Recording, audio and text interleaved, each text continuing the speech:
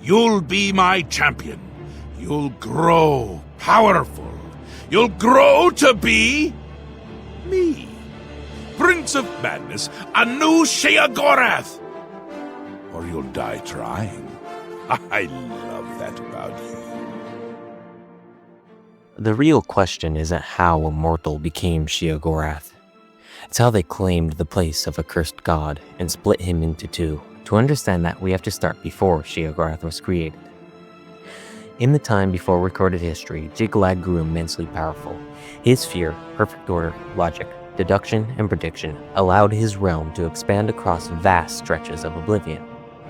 The other Daedric Princes grew fearful and jealous of his growing domain, and his ability to predict future events with near certainty.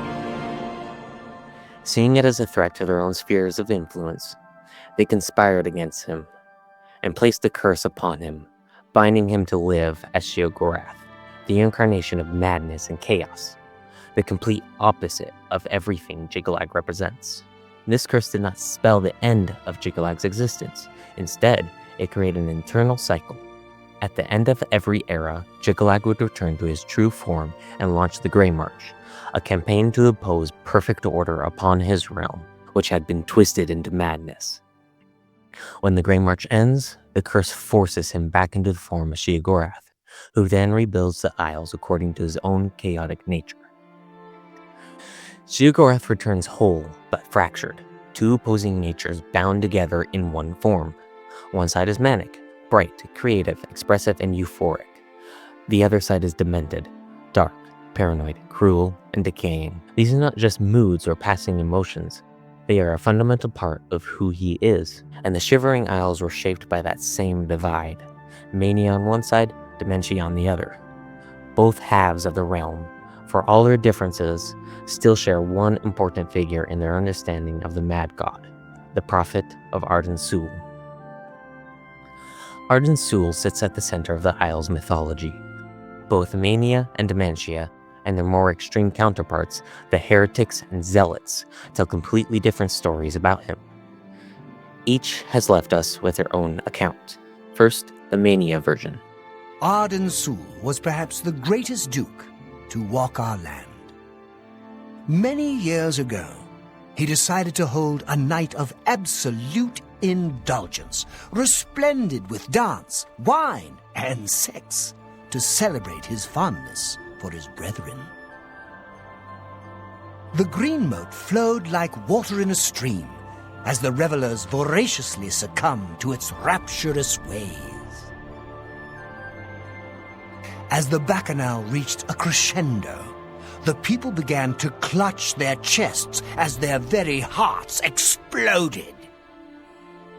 The green moat had taken its toll. The ground stained a deep crimson as the sanguine liquid flowed from their lifeless bodies. He was the sovereign of thought and a regnant artist. To call him a simple craftsman would not suffice. Know him as the artificer superior. Words dripped like honey from his tongue, and his songs were intoned with extraordinary verisimilitude. Had we been blessed with his constant presence, the Isles would be a maniac's paradise.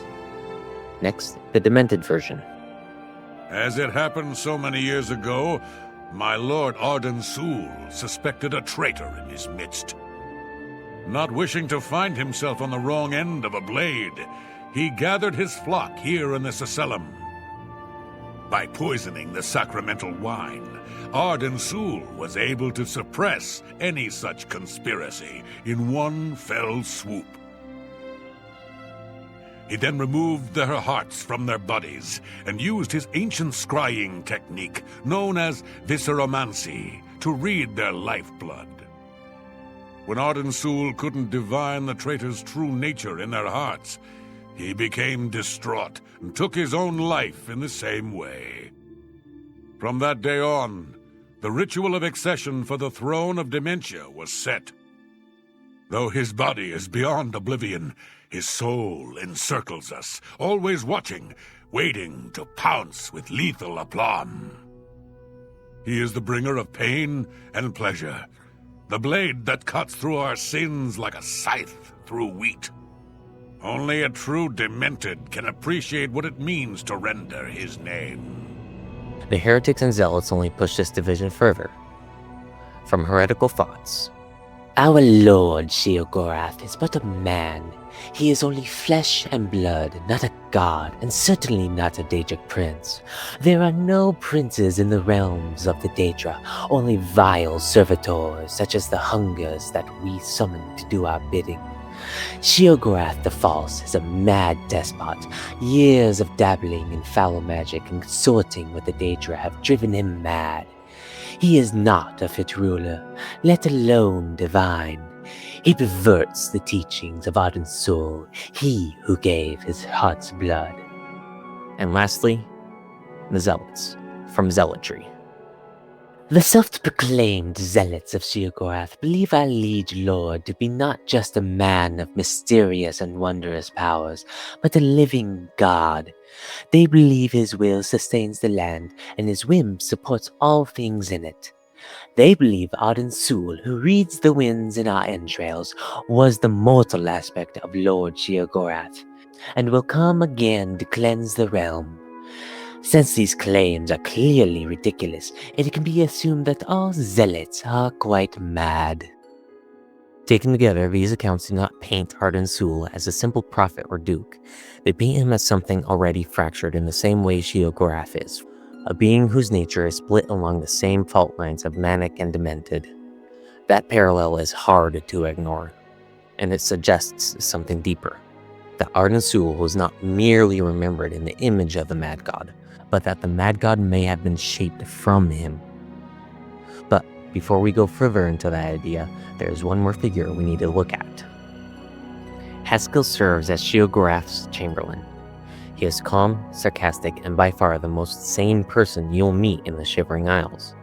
His exact time in service is unknown, but he has lived through multiple Grey Marches, something extremely rare. When asked about his origin, Haskill gives this answer. I am a vestige, all that remains of a mortal from your world who mantled Sheogorath during an event in a previous time. As a fragment, my memory of the event is fragmentary.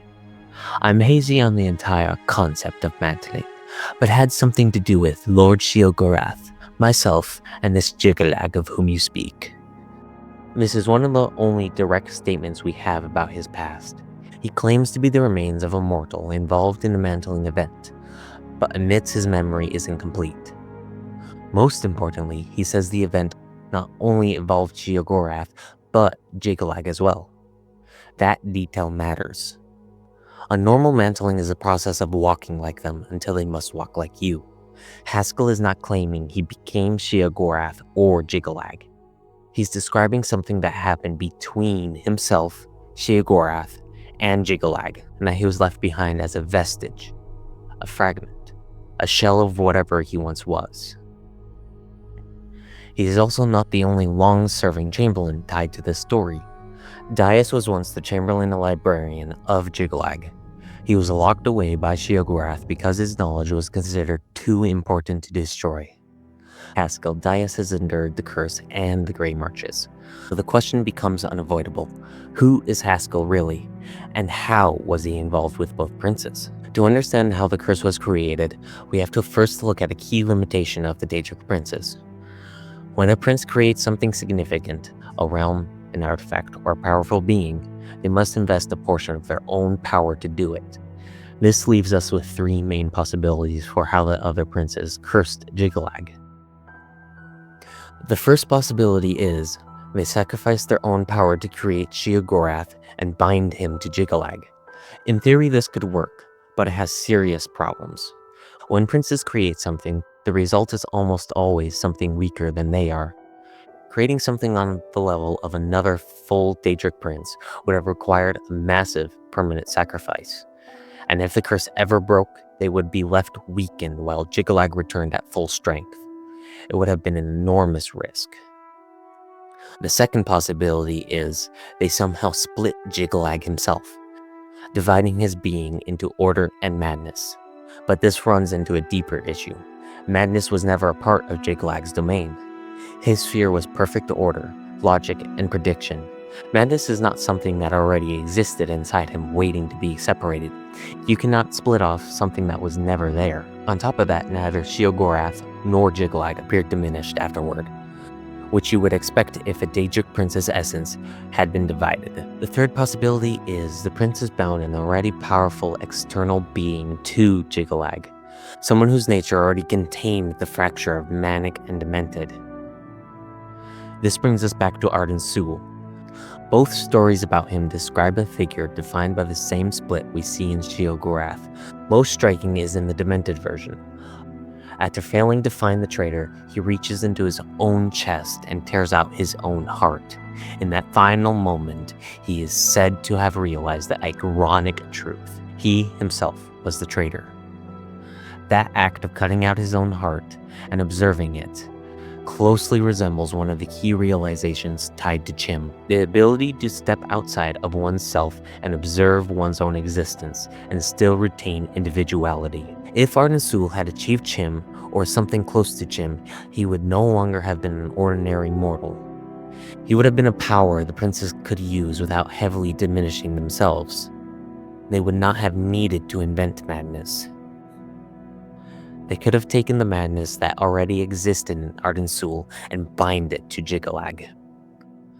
What they created was not a single merged being, but two distinct entities forced together by the curse. Because they remained separable, it became possible for the champion of Cyrodiil to claim only one side. This also explains the beliefs that survive in the Isles. The heretics believe Sheogorath is only a man, and the Zealots believe Arden-Sul was a mortal aspect of the Madgod who will return. In a way, both are reaching towards the same truth. The champion of Cyrodiil effectively fulfills this prophecy by taking the throne of madness, ending the curse, and stopping the Grey March. By claiming only the madness aspect, the champion breaks the cycle entirely, freeing the Shivering Isles. This also explains why we don't see Jyggalag, but we do see Sheogorath in Skyrim.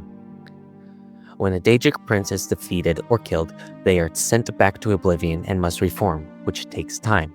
Sheogorath already had a mortal form to return to and reshape. You, the champion. Jyggalag did not. And at the center of it all stands Haskill, not a previous champion, not a failed mantler, but the remnant of what was left behind when Arden-Sul's madness was torn away and bound to Jyggalag. A vestige, carrying only fragments of a truth he can no longer fully understand. That is why he has endured every Grey March, and it's why when he speaks of the event that made him, he can only remember it was something involving himself, Sheogorath, and Jyggalag. He is what's left behind when the curse was first made.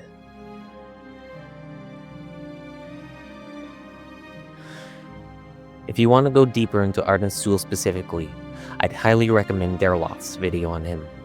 And for a broader look at Sheogorath across the series, Drewmora's video is excellent. Both are well worth your time.